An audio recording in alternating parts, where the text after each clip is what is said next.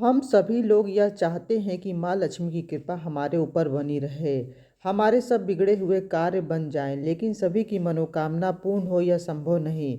इसके लिए पहले के लोग वैभव लक्ष्मी व्रत करते थे, जिससे वह अपनी मनोकामना को पूर्ण करते हुए पाते थे। इस व्रत को सौभाग्यशाली स्त्रियां या कुमारी लड़कियां भी कर सकती हैं। यदि स्त्री न हो तो पुरुष भी इस व्रत को करें तो उसे उत्तम फल मिलता है। यह व्रत पूरी श्रद्धा और पवित्र भाव से करना चाहिए। अप्रसन्न होकर यह व्रत नहीं करना चाहिए। यह व्रत शुक्रवार को किया जाता है। इस व्रत को करते वक्त 11 या 21 शुक्रवार की मन्नत रखनी पड़ती है। मन्नत के शुक्रवार पूरे होने पर विधि पूर्वक इसका उद्यापन करना चाहिए। एक बार व्रत पूरा होने के पश्चात फिर मन्नत कर सकते हैं और फिर से व्रत कर सकते हैं। यह व्रत शास्त्रीय विधि के अनुसार ही करना चाहिए। माता लक्ष्मी के अनेक रूपों में धन लक्ष्मी रूप ही वैभव लक्ष्मी है और माता लक्ष्मी को श्री यंत्र अति प्रिय हैं। व्रत करने से पहले श्री यंत्र को प्रणाम करना चाहिए, तभी व्रत का फल मिलता है। व्रत के दिन सुबह से ही जय माँ लक्ष्मी का रटन मन ही मन करना चाहिए और माँ को पूरे भाव से स्मरण करना चाहिए। शुक्रवार के दिन यदि आप यात्रा पर गए हैं तो वह शुक्रवार छोड़कर उसके बाद के शुक्रवार का व्रत करना चाहिए। वैभव लक्ष्मी की पूजा में घर में सोना चांदी पूजा में रखने के लिए न हो तो रुपया भी रख सकते हैं।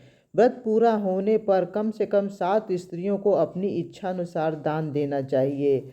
व्रत के समय यदि स्त्री को मासिक धर्म आ जाए तो वह शुक्रवार छोड़ देना चाहिए और बाद के शुक्रवार से व्रत शुरू करना चाहिए। पर जितने शुक्रवार की मन्नत मानी हो उतने शुक्रवार पूरे करनी चाहिए। इस व्रत को करने के लिए दिन में हो सके तो उपवास करना चाहिए और शाम को व्रत की विधि करके माँ का प्रसाद लेकर शुक्रवार करना चाहिए। अगर न हो तो फलहार या एक बार भोजन करके शुक्रवार करना चाहिए। यह व्रत बहुत ही श्रद्धा से करना चाहिए, इससे आपकी मनोकामना पूर्ण हो जाएगी। वैभव लक्ष्मी व्रत की कथा। एक बड़ा शहर था। इस शहर में लाखों लोग रहते थे। पहले के ज़माने के लोग साथ साथ रहते थे और एक दूसरे के काम आते थे, पर नए ज़माने के लोगों का स्वरूप ही अलग सा है। सब अपने अपने काम में व्यस्त रहते हैं, किसी को किसी की परवाह नहीं। घर के सदस्यों को भी एक दूसरे की परवाह नहीं होती है। भजन कीर्तन दया परोपकार जैसे संस्कार कम हो गए हैं। शराब जुआ चोरी बहुत से गुनाह शहर में होते हैं। कहावत है कि हजारों निराशा में एक अमर आशा छिपी हुई है। इसी तरह इतनी सारी बुराइयों के बावजूद शहर में कुछ अच्छे लोग भी रहते थे। अच्छे लोगों में शीला और उसके पति की गृहस्थी मानी जाती थी। शीला धार्मिक प्रवृत्ति की और संतोषी महिला थी। उसके पति का स्वभाव भी बहुत अच्छा था। शीला और उसका पति किसी की भी बुराई नहीं करते थे। वह हर समय प्रभु भजन में ही अपना समय व्यतीत करते थे। उनकी गृहस्थी को शहर के लोग सराहना दिया करते थे। कहा जाता है कि जो हमारे भाग में लिखा होता उसे कोई भी नहीं बदल सकता। भाग्य के लिखे से ही इंसान पल भर में राजा और रंक बन सकता है। शीला के पति के अगले जन्म के कर्म भोगने को बाकी रह गए होंगे, इसलिए वह बुरी लोगों की संगत में फंस गया था और उसे शराब की आदत हो गई थी। जल्द से जल्द पैसा वाला बनने के लालच में वह दोस्तों के साथ जुआ भी खेलने लगा। इसी तरह बचाई हुई धनराशि भी, पत्नी के गहने, सब कुछ रेस जुए में गंवा दिया और जल्द से जल्द करोड़पति बनने के चक्कर में रोडपति बन गया। उसकी हालत भिखारियों जैसी हो गई थी। इसी तरह एक वक्त ऐसा भी था जब वह अपनी पत्नी के साथ मज़े में रहता था और प्रभु भजन में लीन रहता था। अब उसके घर में दरिद्रता और भुखमरी फैल गई थी। सुख के बजाय 2 वक्त भोजन के लाले पड़ गए और शीला के पति की गालियां खाने का वक्त आ गया था। शीला सुशील और संस्कारी स्त्री थी। उसके पति के बर्ताव से उसे बहुत दुख हुआ, लेकिन वह भगवान पर भरोसा करके सभी दुख को सहने लगी। कहा जाता है कि सुख के पीछे दुख और दुख के पीछे सुख आता है, इसलिए दुख के बाद सुख आएगा। ऐसी ही श्रद्धा के साथ शीला प्रभु भक्ति में लीन रहने लगी। अचानक एक दिन दोपहर को उसके द्वार पर कोई आया। शीला सोचने लगी कि मुझ जैसे गरीब के घर इस वक्त कौन आ गया। फिर भी शीला द्वार पर गई और उसने देखा कि एक माँ जी खड़ी हैं। वह बड़ी उम्र की लगती थी, किंतु उनके चेहरे पर अलौकिक तेज निखर रहा था। उनकी आंखों में से मानो अमृत बह रहा था। उनका चेहरा करुणा और प्यार से झलक रहा था। उनको देखते ही शीला के मन में अपार शांति छा गई। शीला उस माँ जी को पहचानती नहीं थी, फिर भी इनको देखकर सीमा के रोम रोम में आनंद छा गया। शीला माँ जी को आदर के साथ घर में ले आई। घर में बिठाने के लिए कुछ भी नहीं था। शीला ने एक फटी हुई चादर पर उनको बिठा दिया। माँ जी ने कहा, क्यों शीला, मुझे पहचाना नहीं?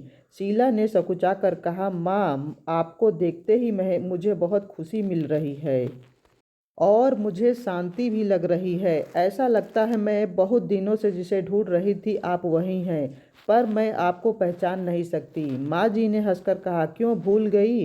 हर शुक्रवार को लक्ष्मी जी के मंदिर में भजन कीर्तन होता है, तब मैं वहाँ आती हूँ। वहाँ हर शुक्रवार को हम मिलते हैं। पति गलत रास्ते पर चला गया था, तब से शीला बहुत दुखी थी। दुख के मारे वह माँ लक्ष्मी जी के मंदिर भी नहीं जाती थी। बाहर के लोगों के साथ नज़र मिलाने में उसे शर्म लगती थी। उसने जोर लगाया पर उसे यह माँ जी याद नहीं आ रही थी। तब माँ जी ने कहा, तू लक्ष्मी जी के मंदिर में कितने अच्छे भजन गाती है। अभी अभी तू दिखाई नहीं दे रही थी, इसलिए मैं तेरा हाल पूछने आ गई कि कहीं तू बीमार तो नहीं। माँ जी के प्रेम भरे शब्दों से शीला का हृदय पिघल गया। उसकी आंखों में आंसू आने लगे। यह देखकर माँ जी शीला के नज़दीक आकर उसकी पीठ पर प्यार भरा हाथ फेरकर सांत्वना देने लगी। माँ जी ने कहा, बेटी, सुख और दुख तो धूप और छांव जैसे होते हैं। सुख के पीछे दुख आता है तो दुख के पीछे सुख भी आता है। धैर्य रखो बेटी। और तुझे क्या परेशानी है? तेरे दुख की बात मुझे सुना। तेरा मन भी हल्का हो जाएगा और तेरे दुख का कोई उपाय भी मिल जाएगा। माँ जी की बात सुनकर शीला के मन को शांति मिली। उसने माँ जी से कहा, माँ, मेरी गृहस्थी में भरपूर सुख और खुशियाँ थीं। मेरे पति भी बहुत अच्छे थे। भगवान की कृपा से पैसों की बात में भी हमें संतोष था। हम लोग शांति से अपनी गृहस्थी चलाकर ईश्वर भक्ति में अपना वक्त बिता रहे थे। एकाएक हमारा भाग्य हमसे ऐसा रूठा कि मेरे पति को बुरी लोगों से दोस्ती हो गई और वह शराब जुआ जैसी खराब आदतों के शिकार हो गए। उन्होंने सब कुछ गंवा दिया और हम रास्ते के भिखारी जैसे बन गए। तब माँ जी ने कहा, हर इंसान को अपने कर्म भुगतने ही पड़ते हैं, इसलिए तू चिंता मत कर। अब तू कर्म भुगत चुकी है, अब तुम्हारे सुख के दिन जरूर आएंगे।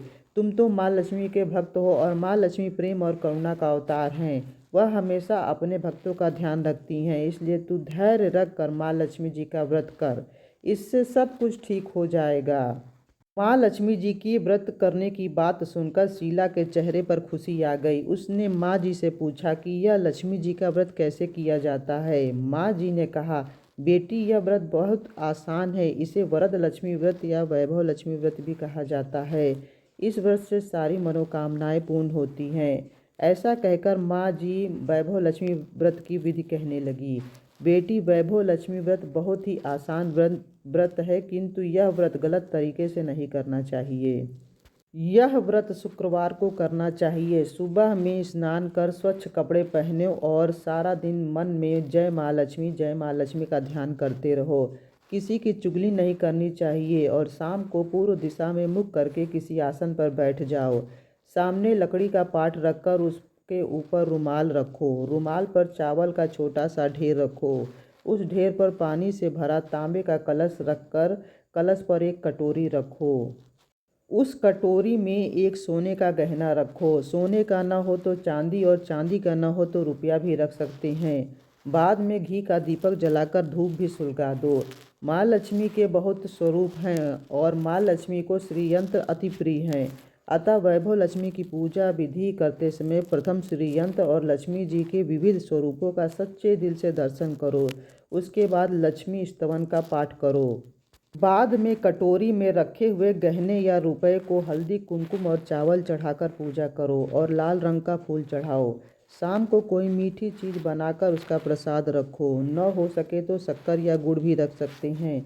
फिर आरती करके 11 बार सच्चे हृदय से जय माँ लक्ष्मी बोलो। बाद में 11 और 21 शुक्रवार यह व्रत करने का दृढ़ संकल्प माँ के सामने करो। आपकी जो मनोकामना हो वह पूरी करने को माँ लक्ष्मी से विनती करो।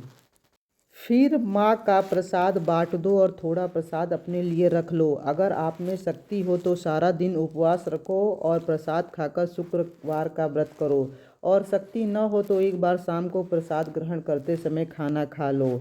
अगर थोड़ी शक्ति भी न हो तो 2 बार भी भोजन कर सकते हैं। बाद में कटोरी में रखा गहना या रुपया ले लो।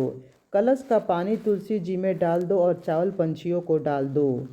इस तरह से व्रत करने पर सब प्रकार की विपत्ति दूर हो जाएगी। माँ जी ने कहा, जब यह व्रत 11 या 21 शुक्रवार की मन्नत पूरी हो जाए तो उस शुक्रवार को 7 स्त्रियों को घर बुलाकर कुमकुम का तिलक लगाना चाहिए और खीर प्रसाद में खाने के लिए देना चाहिए।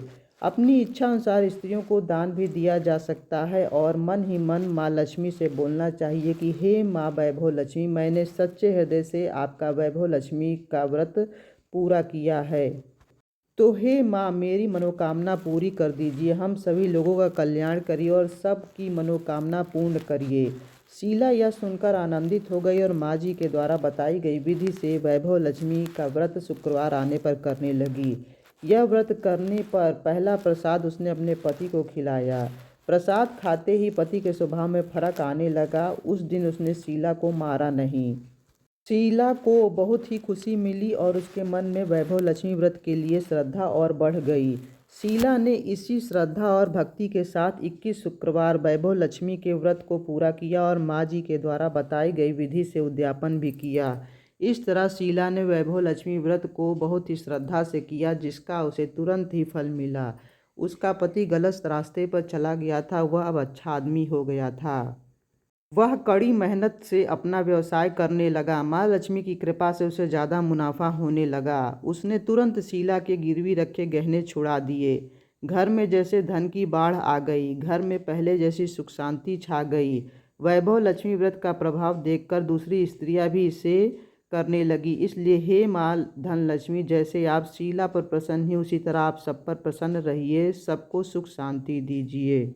यहाँ एक बात यह साबित होती है कि हमें कभी भी किसी का सम्मान करना चाहिए, किसी को दुख नहीं देना चाहिए और निरंतर भाव से भगवान की पूजा एवं धर्म कार्य करने चाहिए। जहाँ पर लोग सत्य का पालन करते हैं और गलत कार्य नहीं करते, जहाँ दान दिया जाता है और जहाँ दूसरों के लिए ईर्ष्या नहीं होती, जहाँ पत्नी संतोषी और विनम्र होती है, ऐसी जगह पर माँ लक्ष्मी का निवास जरूर होता है। जानकारी आपको कैसी लगी कमेंट बॉक्स में ज़रूर बताएं। धन्यवाद।